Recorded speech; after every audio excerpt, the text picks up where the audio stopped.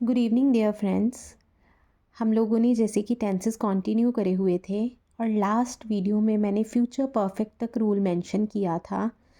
अब जो हम आज की वीडियो स्टार्ट कर रहे हैं वो हम परफेक्ट कॉन्टीन्यूअस के साथ कर रहे हैं। यू कैन सी कि इसकी पहचान जो है वो प्रेजेंट परफेक्ट कॉन्टीन्यूअस की पहचान जो है ये प्रेजेंट कॉन्टीन्यूअस से मिलती है। उनके एंड में भी रहा है, रही है, रहे हैं। तो आपके मन में कन्फ्यूज़न अराइज हो सकता है कि ऐसा क्यों, लेकिन इनमें एक बिग डिफरेंस ये होता है कि जो कॉन्टीन्यूअस है वो सिंपल रहा है, रही है, रहे हैं पे सेंटेंस ख़त्म हो जाता है। सिंपल सा सेंटेंस होता है, उसके बीच में कुछ और कनेक्शन नहीं जोड़ा जाता। लेकिन जो परफेक्ट कॉन्टीन्यूअस है इसमें साथ में टाइमिंग भी आती है। रहा है, रही है, रहे हैं के साथ टाइमिंग भी ऐड ऑन हो जाती है, तब वो हमारा परफेक्ट कॉन्टीन्यूअस बन जाता है। कॉन्टीन्यूअस को हम एक और नाम से भी जानते हैं, दैट इज़ प्रोग्रेसिव। मतलब अगर आपको प्रेजेंट कॉन्टीन्यूअस कहा जाए या प्रेजेंट प्रोग्रेसिव कहा जाए, सेम है। अगर आपको प्रेजेंट परफेक्ट कॉन्टीन्यूअस या प्रेजेंट परफेक्ट प्रोग्रेसिव कहा जाए तो सेम चीज़ है। अब हम इनकी एग्जांपल देखते हैं, क्योंकि ये हमारा वीडियो रिकग्नाइजेशन के ऊपर है कि हमने आइडेंटिफाई कैसे करना है। तो एग्जांपल देखिए बीच में, अब इनमें टाइमिंग भी फिक्स करी हुई है। अभी 1 महीने से मैं यह किताब पढ़ रही हूँ। वह सुबह से पढ़ रहा है इसलिए उसे नींद आ रही है। इसमें आप एक चीज़ और देखोगे कि एक एक्शन जो है वो पास्ट में स्टार्ट हुआ है और वो प्रेजेंट में भी कंटिन्यू है। तो ये भी इसमें एक एडिशनल आइडेंटिफिकेशन मार्क हमें मिल जाता है कि अगर कोई एक्शन पास्ट में स्टार्ट हुआ हो और प्रेजेंट तक कंटिन्यू हो तो वो परफेक्ट कॉन्टीन्यूअस होता है, क्योंकि उसमें टाइमिंग मेंशन होती है।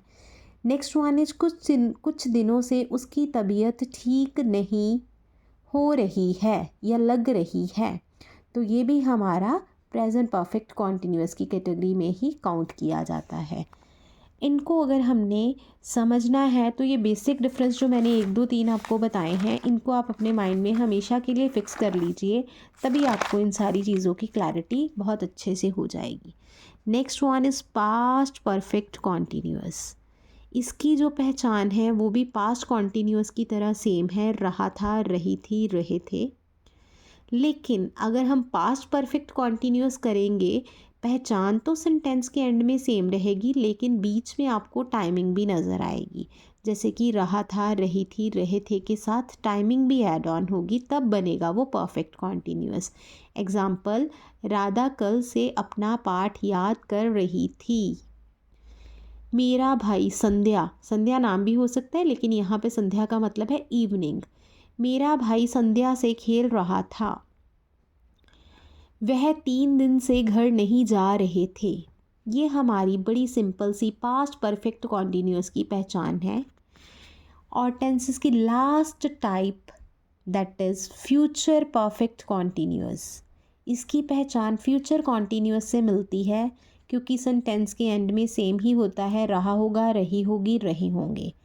लेकिन अगर परफेक्ट कॉन्टीन्यूअस है तो साथ में टाइमिंग भी ज़रूर रहेगी।